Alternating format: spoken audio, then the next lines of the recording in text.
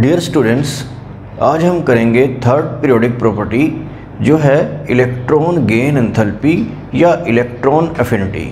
इससे पहले हम दो पीरियोडिक प्रॉपर्टीज़ कर चुके हैं, जिसमें से फर्स्ट थी एटॉमिक साइज और सेकंड थी आयनेशन एंथैल्पी, और उनका वेरिएशन हमने ग्रुप में और पीरियड में स्टडी कर लिया था। तो अब इसको समझते हैं इलेक्ट्रॉन गेन एंथैल्पी को।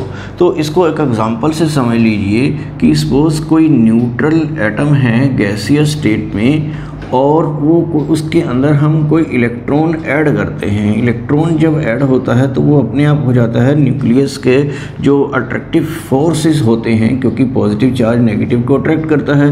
तो जब ये अट्रैक्शन होता है इलेक्ट्रॉन का, आने वाले इलेक्ट्रॉन का न्यूक्लियस की तरफ, तो एक एनर्जी रिलीज़ होती है। उस जो एनर्जी रिलीज़ होती है उसी को हम इलेक्ट्रॉन एफिनिटी या इलेक्ट्रॉन गेन एंथैल्पी बोलते हैं। तो ये डेफिनेशन जो है आपको बड़ा आसानी से समझ में आ जाएगी कि एक्स्ट्रा इलेक्ट्रॉन ऐड करने से किसी न्यूट्रल गैसियस एटम में जो एनर्जी रिलीज होगी उसी को हम इलेक्ट्रॉन एफिनिटी या इलेक्ट्रॉन गेन एंथैल्पी कहेंगे।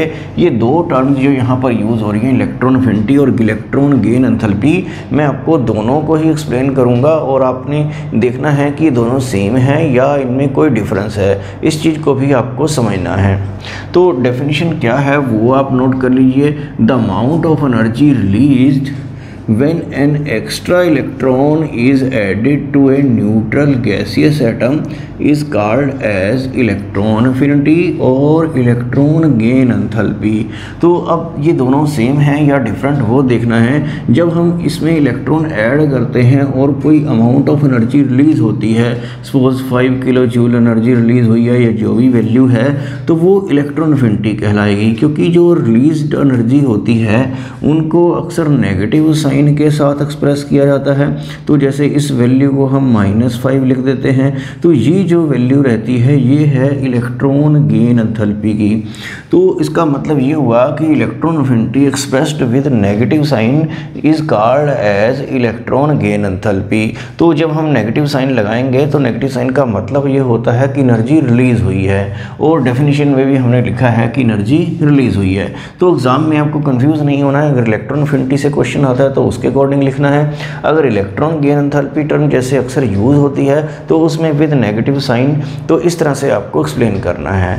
तो यहाँ पर आपको ये समझ लेना है कि जैसे कोई एटम है गैसियस स्टेट में, तो उसमें जब इलेक्ट्रॉन ऐड होगा तो उसके ऊपर क्या आ जाता है, नेगेटिव चार्ज आ जाता है और एनर्जी रिलीज होती है, जिसको हम इलेक्ट्रॉन एफिनिटी बोलते हैं, और नेगेटिव साइन के साथ उसको इलेक्ट्रॉन गेन एंथैल्पी बोलते हैं। और इस वैल्यू को ऐसे इलेक्ट्रॉन गेन एंथैल्पी इस तरह से रिप्रेजेंट करते हैं।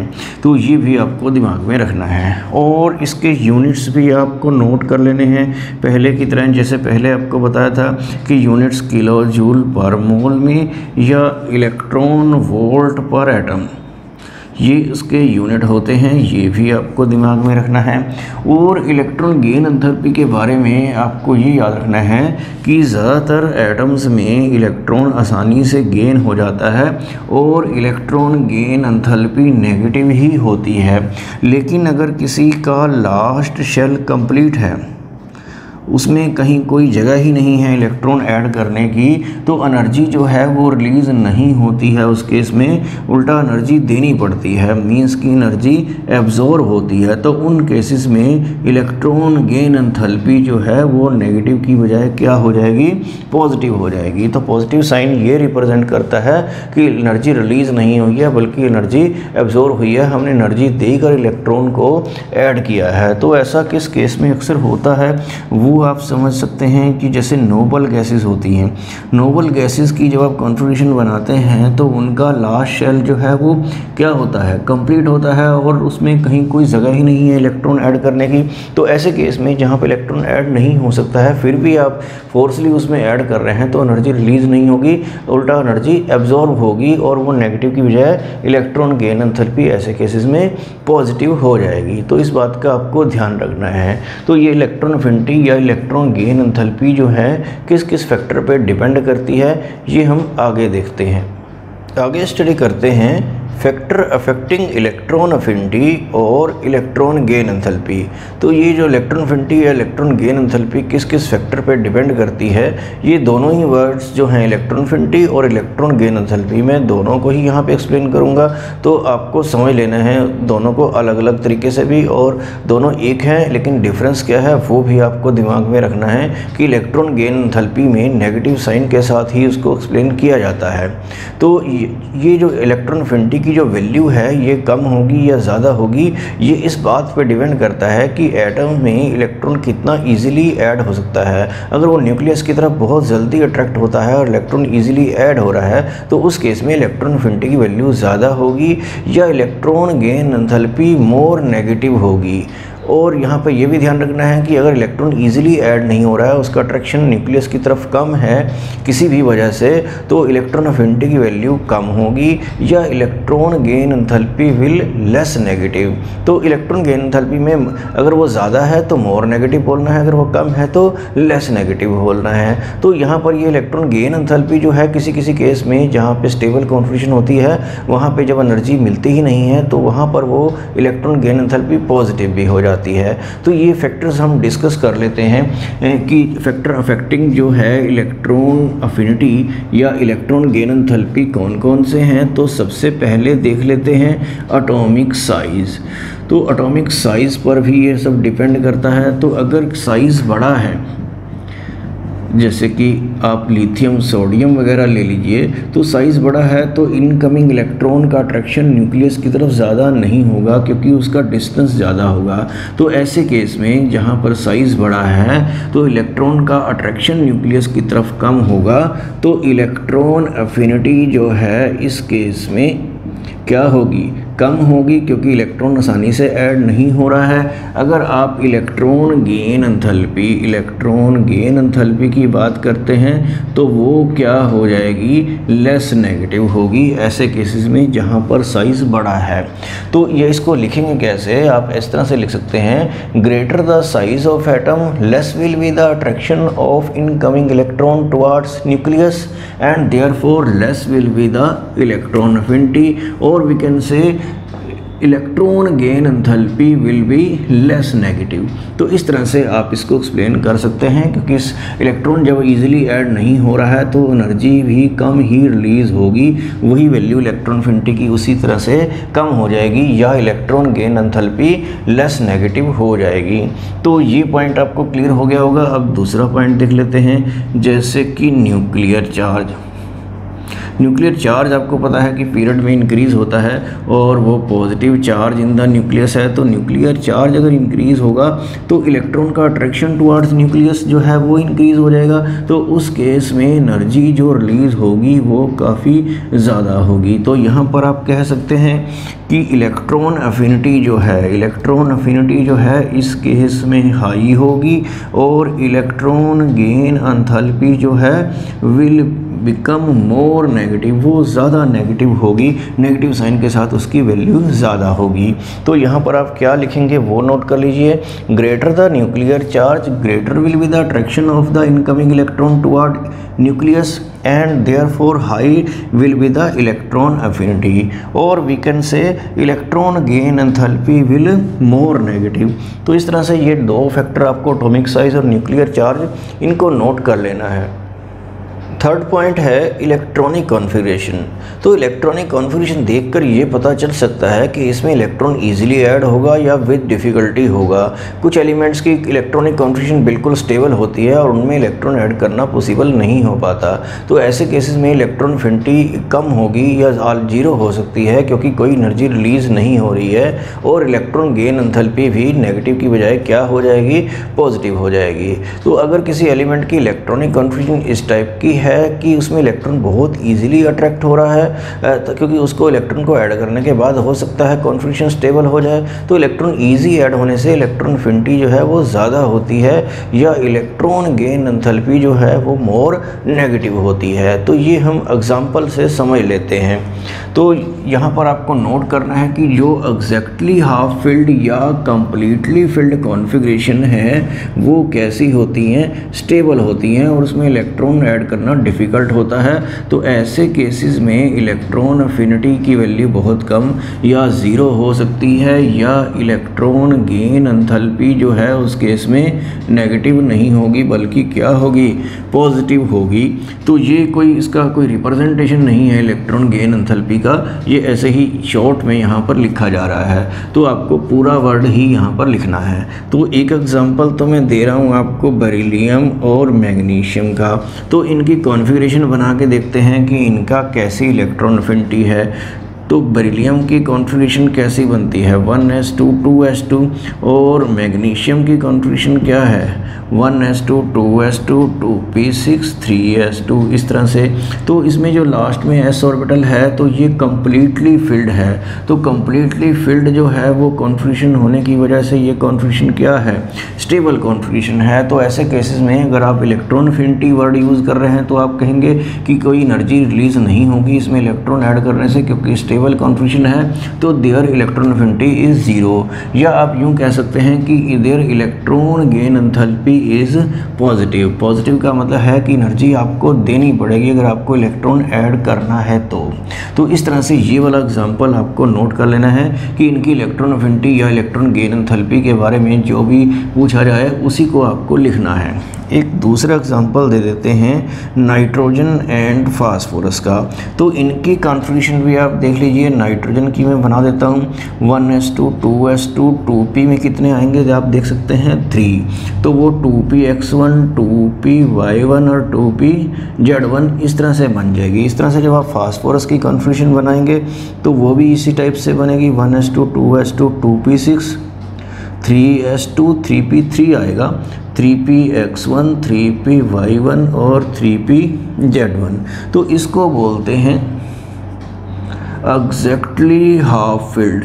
तो एग्जैक्टली हाफ फिल्ड जो कॉन्फ़िगरेशन होती है, P में 6 पर कम्प्लीटली फिल्ड होती है तो 3 पे हाफ फिल्ड हो जाती है। D में जो है वो 10 पर कम्प्लीटली फिल्ड होती है तो 5 पर वो क्या होती है, एग्जैक्टली हाफ फिल्ड। तो ये कॉन्फ़िगरेशन भी क्या होती हैं, स्टेबल होती हैं और इनमें भी इलेक्ट्रॉन ऐड करना डिफ़िकल्ट होता है। तो इस केस में इलेक्ट्रॉन अफिनिटी की वैल्यू जो है वो आप कहेंगे कि वेरी लो होती है।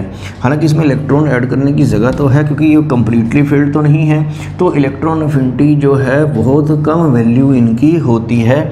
तो ये इस एग्जांपल में आप लिख सकते हैं। नेक्स्ट एग्जांपल देखते हैं हम हेलोजेंस का। तो हेलोजेंस आपको पता है कि ग्रुप 17 के एलिमेंट्स होते हैं। तो हेलोजेंस क्या कौन कौन से हैं, जैसे ये फ्लोरीन, क्लोरीन, ब्रोमीन, आयोडीन वगैरह। तो इसमें मैं आपको फ्लोरीन की कॉन्फ़िगरेशन बना के दिखा देता हूँ। तो वो कैसे बनेगी, 1s2 2s2 2p5। तो इस तरह से ये 9 हो जाता है। इस तरह से क्लोरीन की अगर आप बनाएंगे तो उसके लास्ट में 3s2 3p5 आ जाएगा। तो इनकी जो जनरल इलेक्ट्रॉनिक कॉन्फ़िगरेशन है वो उसको हम ns2 np5 ऐसे लिख सकते हैं। तो कॉन्फ़िगरेशन देखकर ये पता चल रहा है कि they have only 1 electron short than the stable configuration. तो स्टेबल कॉन्फ़िगरेशन क्या होती है, ns2 np6। तो सिर्फ एक इलेक्ट्रॉन की कमी है इस कॉन्फ़िगरेशन में। तो इसका मतलब ये हुआ कि वो अपने आप को स्टेबल करने के लिए इलेक्ट्रॉन को जल्दी अट्रैक्ट करने की कोशिश करेंगे। तो आप यहाँ पर कह सकते हैं कि they have strong tendency to accept an additional electron. तो वो इलेक्ट्रॉन के लिए एक स्ट्रॉन्ग टेंडेंसी रखेंगे, इसलिए इस केस में इलेक्ट्रॉन अफिनिटी जो है हेलोजेंस की वेरी हाई, बहुत ज़्यादा होगी, क्योंकि इलेक्ट्रॉन जल्दी ऐड होगा और ज़्यादा एनर्जी मिलेगी। आप अगर पीरियोडिक टेबल के बारे में बात करें तो वो इलेक्ट्रॉन अफिनिटी इनकी हाईएस्ट ही रहेगी बाकी जो एलिमेंट्स हैं दूसरे ग्रुप के अगर उनसे कंपैरिजन करें तो, क्योंकि इनमें सिर्फ एक ही इलेक्ट्रॉन की कमी है और वो बहुत जल्दी ऐड होगा और बहुत ज़्यादा एनर्जी रिलीज़ होने वाली है इस केस में। तो इलेक्ट्रॉन अफिनिटी इनकी हाईएस्ट ही होगी। अगर इलेक्ट्रॉन गेन एंथैल्पी की बात करते हैं तो इनकी जो इलेक्ट्रॉन गेन एंथैल्पी होगी वो मोस्ट नेगेटिव होगी। तो इस तरह से आपको इसकी इलेक्ट्रॉन अफिनिटी और इलेक्ट्रॉन गेन एंथैल्पी के बारे में कहना है कि इनकी इलेक्ट्रॉन अफिनिटी वेरी हाई या हाईएस्ट कह दीजिए, और and they have most negative electron gain enthalpies, क्योंकि इलेक्ट्रॉन बहुत इजीली ऐड हो रहा है। तो ये वाला एग्जांपल भी आपको ज़रूर करना है। नेक्स्ट एग्जांपल देखते हैं नोबल गैसेस का। तो नोबल गैसेस आपको पता है कौन सी होती हैं, ये helium, neon, argon, krypton, xenon वगैरह, तो ये सब क्या है, नोबल गैसेज हैं। इसमें हीलियम की कॉन्फ़िगरेशन बनाएं तो 1s2 है, और बाकी सबकी अगर जनरल इलेक्ट्रॉनिक कॉन्फ़िगरेशन बनाते हैं तो वो क्या होती है, NS2 NP6। तो ये एक कम्प्लीटली फिल्ड कैसी कॉन्फ़िगरेशन है, स्टेबल कॉन्फ़िगरेशन है। तो इसमें आप कह सकते हैं कॉन्फ़िगरेशन के बेस पर they have no tendency to accept an additional electron, इसमें इलेक्ट्रॉन ऐड करना पॉसिबल नहीं हो पाएगा। तो ऐसे केसेस में क्या होगा, इलेक्ट्रॉन अफिनिटी क्या लिखेंगे आप, अगर इलेक्ट्रॉन अफिनिटी पूछा जाता है तो कोई एनर्जी रिलीज नहीं होने वाली है इलेक्ट्रॉन ऐड करने से, तो आप कहेंगे कि इलेक्ट्रॉन अफिनिटी क्या है, 0 है। अगर इलेक्ट्रॉन गेन एंथैल्पी की बात करते हैं, क्योंकि एनर्जी रिलीज नहीं होगी, उल्टा देनी पड़ेगी, तो इलेक्ट्रॉन गेन एंथैल्पी इस केस में क्या होगी, पॉजिटिव होगी। तो इस तरह से आपको नोबल गैसेस का एग्जाम्पल भी समझ लेना है। अब हम स्टडी करते हैं वेरिएशन ऑफ इलेक्ट्रॉन अफिनिटी और electron gain enthalpy along A group and period. तो पहले पीरियड में देख लेते हैं कि इलेक्ट्रॉन अफिनिटी या इलेक्ट्रॉन गेन एंथैल्पी का वेरिएशन किस टाइप से होने वाला है। तो इन्हें पीरियड जो है, जब हम लेफ़्ट से लेकर राइट तक मूव करेंगे, तो यहाँ पे मैं कोई एग्जांपल के तौर पे ले लेता हूँ एक पीरियड, जैसे lithium, beryllium, boron, carbon, nitrogen, oxygen, fluorine. तो फ्लोरीन आपको पता है कि 17th ग्रुप का मेंबर है, और पीरियडिक टेबल में कहाँ तक ग्रुप होते हैं, 18 तक। तो यहाँ पर क्या होता है कि नोबल गैस होता है। तो जब हम वेरिएशन स्टडी करते हैं तो बस यहीं तक करते हैं, क्योंकि नोबल गैसेस का केस अलग है जो आपको अभी मैंने समझाया था। तो पीरियड में आपको पता है कि जब हम लेफ़्ट टू राइट मूव करते हैं तो न्यूक्लियर चार्ज क्या होता है, न्यूक्लियर चार्ज आपने पिछले प्रॉपर्टी में पढ़ा था कि इंक्रीज होता है।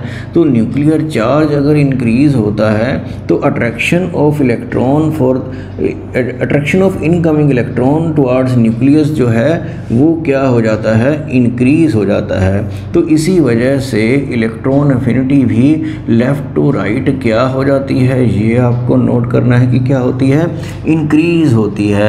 अगर इलेक्ट्रॉन गेन एंथैल्पी की बात करें तो वो आपको क्या कहेंगे कि it will become more negative. तो उसमें मोर नेगेटिव, लेस नेगेटिव ऐसे वर्ड यूज़ करते हैं, तो यही आपको नोट करना है। तो आप क्या कहेंगे, in a period as we move from left to right nuclear charge goes on increasing, as a result attraction of the incoming electron toward nucleus increases, therefore electron affinity also increases along a period, और electron gain enthalpy will become more negative. तो इस तरह से चलते चलते ये ज़्यादा negative हो जाती है।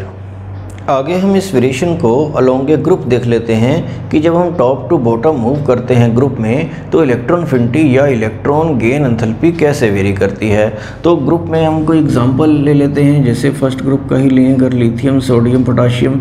तो आपको साइज़ के बारे में क्या पता है कि साइज़ जो है ग्रुप में ऊपर से नीचे आते हुए क्या होता है, इंक्रीज़ होता है। तो साइज़ इंक्रीज़ होने से ग्रुप में इनकमिंग इलेक्ट्रॉन का जो अट्रैक्शन टुवर्ड न्यूक्लियस है वो क्या हो जाएगा, डिक्रीज हो जाएगा। इलेक्ट्रॉन जो है इजीली ऐड नहीं हो पाएगा, क्योंकि ऑलरेडी बीच में बहुत सारे इलेक्ट्रॉन हैं, और ये स्क्रीनिंग इफेक्ट भी आपको पता है कि वो भी प्रोड्यूस करते हैं। तो इस तरह से इलेक्ट्रॉन इजीली ऐड नहीं हो पाएगा। तो ऐसे केसेस में इलेक्ट्रॉन अफिनिटी जो है ऊपर से नीचे आते हुए क्या हो जाएगी, डिक्रीज हो जाएगी। और इलेक्ट्रॉन गेन एंथैल्पी जो नेगेटिव साइन के साथ लिखा जाता है, तो electron gain enthalpy will become less negative. तो पीरियड में आपने देखा था कि मोर नेगेटिव, क्योंकि वो इंक्रीज था, तो यहाँ पे डिक्रीज है, तो इसको हम लिखते हैं लेस नेगेटिव। तो आपको लिखना वही है, इलेक्ट्रॉन गेन एंथैल्पी या इलेक्ट्रॉन अफिनिटी में से जो भी एग्जाम में आपसे पूछा जाए, लेकिन समझना आपको दोनों ही है।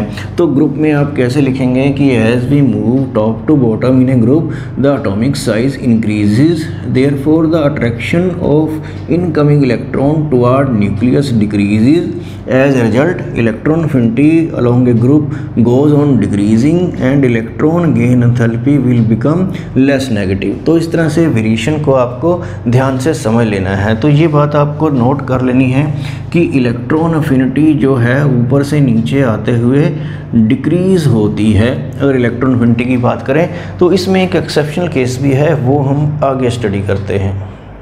इलेक्ट्रॉन अफिनिटी में जब हम ग्रुप में ऊपर से नीचे की तरफ उसका वेरिएशन स्टडी करते हैं तो उसमें एक्सेप्शनल केस क्या है, तो वो हम 17th ग्रुप के एग्जांपल से आपको समझा देते हैं। तो 17th ग्रुप में जब एलिमेंट होते हैं वो कौन से होते हैं, फ्लोरीन, क्लोरीन, ब्रोमीन, आयोडीन, इस टाइप से। तो यहाँ पर मैं आपको 16 ग्रुप के भी एलिमेंट लिख देता हूँ, जैसे ऑक्सीजन, सल्फर, सेलेनियम, टेलोरियम है। और 15 ग्रुप भी देख लेते हैं, यहाँ पर 15, 14, 13। तो इस तरह से ये एलिमेंट होते हैं, बोरोन, कार्बन, नाइट्रोजन, और यहाँ पर देखें तो अल्मोनियम, सिलिकॉन, फास्फोरस, इस टाइप से। तो यहाँ पर आपको पता है कि जब वेरिएशन हम कर रहे थे इलेक्ट्रॉन अफिनिटी का, तो मैंने कहा था कि ऊपर से नीचे आते हुए ये क्या होती है, डिक्रीज़ होती है। तो अगर आप इन चारों की बात करते हैं, फ्लोरीन, क्लोरीन, ब्रोमीन, आयोडीन की, और इलेक्ट्रॉन अफिनिटी ऊपर से नीचे आते हुए डिक्रीज़ हो रही है, तो इसका मतलब फ्लोरीन की तो हाईएस्ट होनी चाहिए और नीचे आते आते वो डिक्रीज़ हो जाएगी। लेकिन यहाँ पर लिखा क्या है, electron affinity of fluorine is less than that of chlorine. Fluorine की इलेक्ट्रॉन अफिनिटी उतनी ज़्यादा नहीं है जितनी की क्लोरीन की है। तो क्लोरीन की ज़्यादा कैसे होगी, उसका तो साइज़ बहुत बड़ा है। तो ये आपको समझना है। तो इसके लिए क्या लॉजिक है यहाँ पर कि पीरियड में आपको साइज़ पता है कि यहाँ से लेफ़्ट से राइट की तरफ जाते हुए क्या होता है, डिक्रीज़ होता है। और number of electron in the last shell देखिए, तो यहाँ पे 13 ग्रुप के लास्ट में 3 इलेक्ट्रॉन होंगे, इसके 4 होंगे, इसके 5 होंगे, इसके लास्ट में 6 होंगे, और इसके लास्ट में 7 इलेक्ट्रॉन होंगे। मतलब कि इलेक्ट्रॉन क्लाउड इसमें ज़्यादा है, और साइज़ इधर चलते चलते क्या हो रहा है, डिक्रीज़ हो रहा है। तो साइज़ तो इसका इन सब में मिनिमम है, और number of electron in the last shell वो क्या है, मैक्सिमम है। तो इसका मतलब ये हुआ कि its electron cloud is distributed over a very small region of space. बहुत ही कम जगह में इसकी बहुत ज़्यादा इलेक्ट्रॉन क्लाउड आ रही है। तो इससे क्या होगा, जब इलेक्ट्रॉन इसमें ऐड करेंगे तो वो इन ऑलरेडी जो इलेक्ट्रॉन प्रेजेंट हैं उनसे क्या हो जाएगा, रिपेल हो जाएगा, और इसको बोलते हैं इंटर इलेक्ट्रॉनिक रिपल्शन। तो आप इसमें यही लिखेंगे कि इंटर इलेक्ट्रॉनिक रिपल्शन इसमें हो जाएगी, क्योंकि इसका साइज जो है बहुत स्मॉल है और electron in the last shell बहुत ज़्यादा है। तो इसमें क्या होगा, due to inter electronic repulsion the electron is not added so easily. तो इसमें इलेक्ट्रॉन आसानी से ऐड नहीं हो पाएगा। तो इसलिए इसकी इलेक्ट्रॉन अफिनिटी जो है वो क्लोरीन से कम है। क्लोरीन का साइज कंपैरेटिवली ज़्यादा है, तो उसमें इलेक्ट्रॉन जो है ऐड करना थोड़ा सा इजीली पॉसिबल हो जाएगा, क्योंकि यहाँ पर बहुत ज़्यादा इलेक्ट्रॉन क्लाउड साइज के अकॉर्डिंग नहीं है।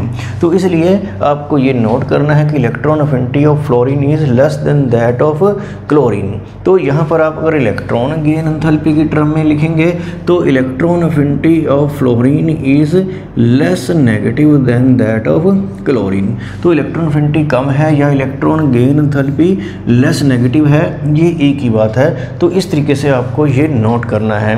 तो जैसे मैंने यहाँ फ्लोरीन की इलेक्ट्रॉन अफिनिटी बताई है, क्लोरीन से कम है, ऐसा ही यहाँ भी है कि ऑक्सीजन की भी सल्फर से कम है। तो ये प्रॉब्लम इधर भी रहती ही है। तो ये केस आपको ज़रूर नोट कर लेना है।